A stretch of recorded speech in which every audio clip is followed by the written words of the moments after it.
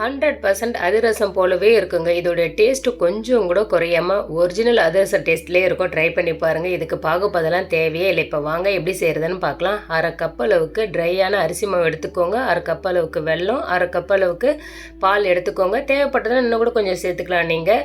இது கூடவே தேங்காய் பொடியாக நறுக்கினது எல்லாத்தையும் சேர்த்து நல்லா கொரகொரப்பாக அரைச்சி எடுத்துக்கலாம். கூடவே 1 டேபிள் ஸ்பூன் அளவுக்கு நெய், 1/4 டீஸ்பூன் அளவுக்கு ஏலக்காய் பொடி, இது எல்லாத்தையும் சேர்த்துட்டு பதம் இந்த மாதிரி இருக்கணும். மிதமான சூட்டில் ஃப்ரை பண்ணி எடுத்துக்கோங்க. ஒருவேளை உங்களுக்கு வரலன்னா கோதுமை மாவு 2 டேபிள் ஸ்பூன் அளவுக்கு சேர்த்துக்கோங்க. நான் இதெல்லாம் சேர்க்கல, அப்படியே வரும். அவ்வளோதான், சூப்பராக ரெடி ஆகிடுச்சு பாருங்கள் ஃப்ரைடு அதிரசம். இந்த மாதிரி ட்ரை பண்ணி பாருங்கள். ஆனால் நமக்கு தேவை டேஸ்ட் அதிரசம் மாதிரியே இருக்கணும். அச்சு அசலாக அதே சுவையில் இருந்தது. ட்ரை பண்ணி பார்த்துட்டு நம்ம சேனலை மறக்காமல் சப்ஸ்கிரைப் பண்ணுங்கள். ஏன்னா ஈர அரிசியில் தான் அதிரசம் செய்வாங்க இல்லைங்களா, அது ரொம்ப கஷ்டமாக இருக்கும், ப்ராசஸ்லாம் நிறைய இருக்கும். இந்த மாதிரி ட்ரையான அரிசியில் செஞ்சு பார்த்துட்டு எப்படி இருந்தாலும் மறக்காமல் கமெண்ட் பண்ணுங்கள், சப்ஸ்கிரைப் பண்ணுங்கள்.